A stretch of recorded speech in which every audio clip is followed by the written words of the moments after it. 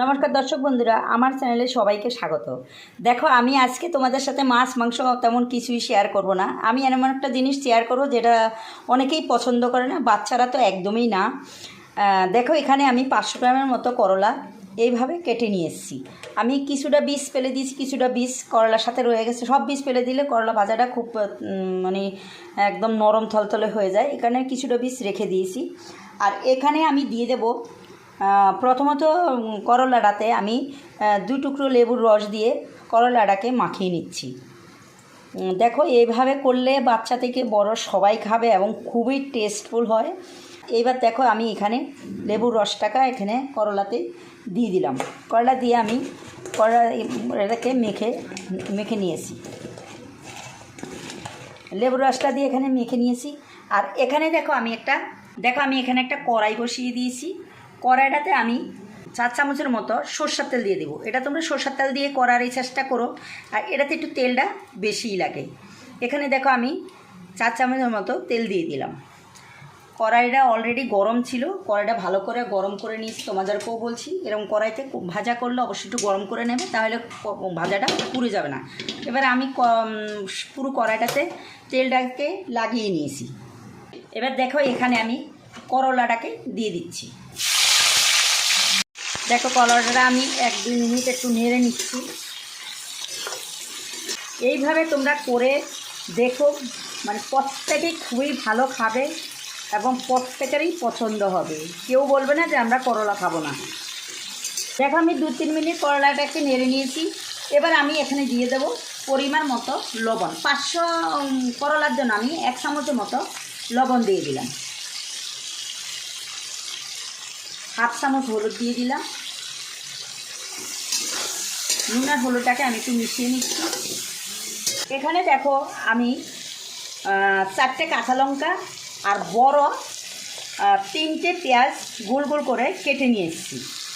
পিসগুলো আমি একদমই পাতলা করিনি। দেখো, পিসগুলো আমি এইভাবে নিয়ে এসেছি। পিসগুলো দেখো, এইভাবে আমি পিসগুলোকে নিয়ে এসেছি। এবার আমি এখানে পেঁয়াজগুলো দিয়ে দিচ্ছি। যারা নিরামিষ খায় অবশ্য পেঁয়াজটা নাও দিতে পারে, তবে এইভাবে আমরা যারা পেঁয়াজ খাই তারা এইভাবে করলাটা ভাজলে প্রত্যেকেই খাবে। দেখো, এইভাবে পেঁয়াজগুলো আমি সব এখানে দিয়ে দিলাম। পেঁয়াজটা তোমরা একটু বেশি দেওয়ার চেষ্টা করবে। আর এখানে দিয়ে দেবো আমি 4টে কাঁচা লঙ্কা ছিল।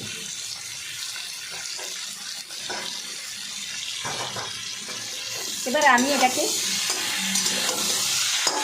30 সেকেন্ডের মতো একটু নেড়ে নিচ্ছি। নেড়ে আমি এটাকে একটু গ্যাস আঁচ কমিয়ে একটু 1 মিনিটের মতো ঢাকা দিয়ে রাখি। আমি বড় বড় করে পেঁয়াজ কেটে দিয়ে দিয়েছি, দেখো, গোল গোল করে। আর 4টে কাঁচা লঙ্কা দিলাম, 2টি বড় পেঁয়াজ দিলাম। আর এখানে আমি একটু নেড়ে 5 মিনিটের মতো ঢাকা দিয়ে রাখছি। গ্যাসটা অবশ্যই কমিয়ে দিলাম। দেখো, আমি 5 মিনিট নয়, আমি 4 মিনিটের মতো ঢাকা দিয়ে রেখেছিলাম। ঢাকা দিয়ে আমি এখানে একটু নেড়ে দিয়েছি। দেখো, একদম লাল লাল হয়ে গেছে। আরও 2 মিনিটের মতো এটাকে ভাজতে হবে। একটু করলা একটু বেশি ভাজলে কি হয়, তিতোটা কম লাগে। আর একটু নরম নরম হলে বাচ্চারা তিতো লাগবে তো খেতে চায় না। যা হোক, যেটা আমি লেবু রসটা দিয়েছি, তিতোটা লাগবে না।